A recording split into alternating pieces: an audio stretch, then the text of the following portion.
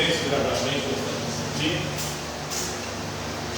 Então, na aula de hoje, vamos falar sobre a Bíblia. A Bíblia, que é o livro sagrado dos cristãos. O cristianismo, que é a maior religião do planeta, com mais de 2 bilhões de fiéis. E também o grego biblos, que quer dizer livros, conjunto de livros. Para os católicos são 73 livros. 46 no Antigo Testamento e 27 no Novo Testamento. Para os evangélicos protestantes são 66 livros, 39 no Antigo Testamento e 27 no Novo Testamento. Então nós temos aí a Bíblia, esse que é o livro sagrado dos cristãos. Hoje nós vamos falar sobre um trecho dessa escritura sagrada.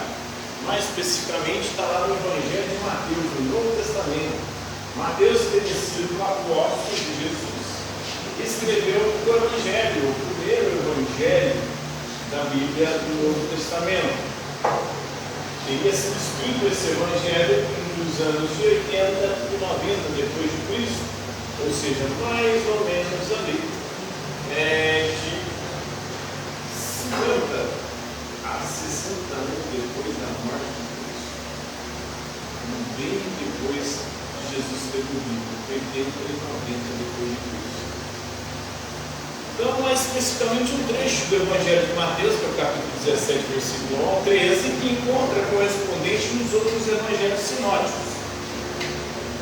Os evangelhos sinóticos são aqueles evangelhos, são os 3 primeiros evangelhos, que têm muitas características em comum. Narram tanto milagres, atividade, a vida pública de Jesus, quanto as suas pregações, parábolas, sua paixão, morte e ressurreição. São os evangelhos ali que foram escritos mais próximos de Jesus. Marcos, o mais próximo, entre 60 e 70 depois de Cristo, e 30 a 40 anos depois da morte de Jesus.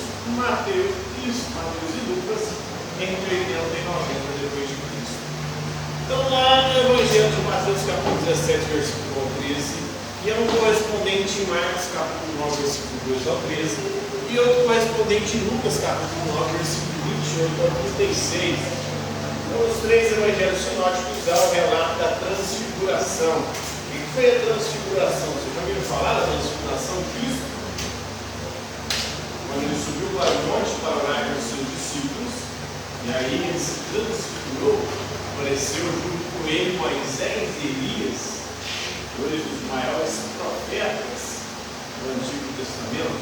Moisés, aquele que teria escrito o Pentateuco, a Torá, os 5 livros da Bíblia, Gênesis, Êxodo, Levítico, Deuteronômio e Números. E Elias como um símbolo dos profetas, porque os hebreus chamavam o Antigo Testamento de a lei dos profetas. A lei era a Torá de Moisés, os profetas liderados por Elias. Elias, segundo a tradição, inclusive não teria nem sequer morrido. Deus teria levado ele para o céu num carro de fogo, sem que ele morresse nesse mundo.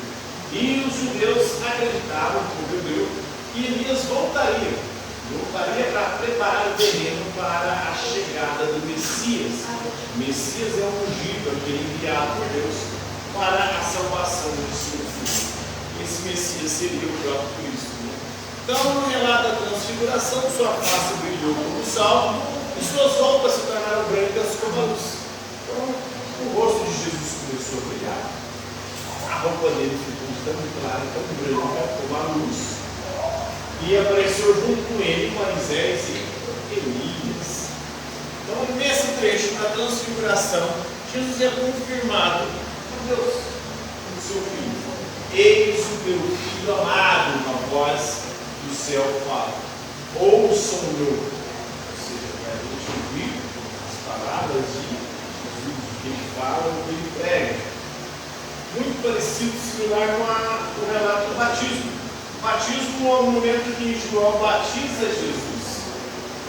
Também o céu se abre do céu com a voz. Eis o meu filho amado, em quem eu coloco do meu agrado. Agora, novamente, ele fala isso, o amado, como sou meu. Então, ele é confirmado por Deus como seu filho, como seu Messias, o próprio Filho de Deus, o próprio Deus encarnado, E a palavra de Deus se fez carne e habitou entre nós. Isso teria acontecido entre os anos 27 e 29 no Monte Tabor, segundo a tradição, no monte lá da Galileia. Então Jesus, vamos pegar o personagem principal desse texto, desse trecho, ele que é o Messias, o ungido de Deus, o próprio Filho de Deus, o próprio Deus encarnado, Deus feito homem, durante o seu ministério, durante a sua atuação messiânica, durante a sua vida pública, a sua pregação, as suas atividades, no seu povo, pregação, de cura, de libertação, realização de milagres.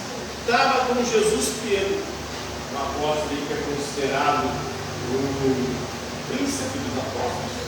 Pedro perseguiu sobre ti edificarei a minha igreja, e as portas do inferno prevaleceram contra ela. Os ligados na terra serão ligados no meio do céu, e os ligados na terra serão ligados no meio do céu.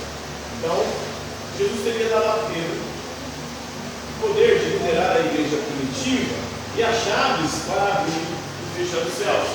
Isso que Pedro, muitas vezes, até São Pedro, considerado aquele que manda a chuva, aquele que abre e fecha as portas do céu, segundo a tradição aí católica, né? Então Pedro estava lá, ele era o principal dos apóstolos, ele sempre intervém, ele a quem Jesus teria confiado a liderança da igreja primitiva, e que para os católicos seria o primeiro papa. Inclusive foi para Roma depois, realizar a sua atividade missionária por lá, e foi morto crucificado de cabeça para baixo. Então ele estava lá junto com Tiago e João. Ele era um membro aí do círculo próximo dos 3 discípulos de Jesus, os 3 principais, São Pedro, Tiago e João, e os 3 eram pescadores. Jesus, quando chama eles, diz o seguinte: a partir de hoje vocês se tornarão pescadores de homens. Vocês são bons pescadores. Pescar homens, essa será a atividade de vocês. Pescar homens significa converter as pessoas para o reino de Deus, o reino de Cristo.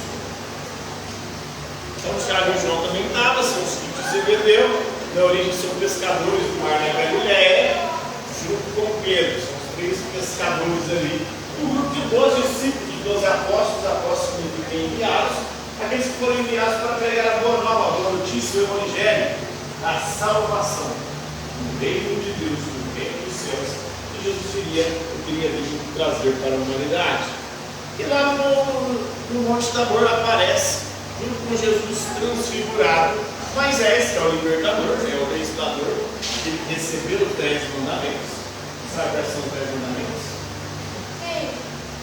Quais? Eu sei o sexto. Qual é o sexto? Não matarás. Então é amar a Deus sobre as coisas, não usar o nome de Deus, não guardar o sábado, honrar pai e mãe, não matar, não roubar, não pecar contra a castidade, não levantar falso testemunho, não desejar a mulher do próximo, não desejar as coisas alheias. São os 10 mandamentos, né?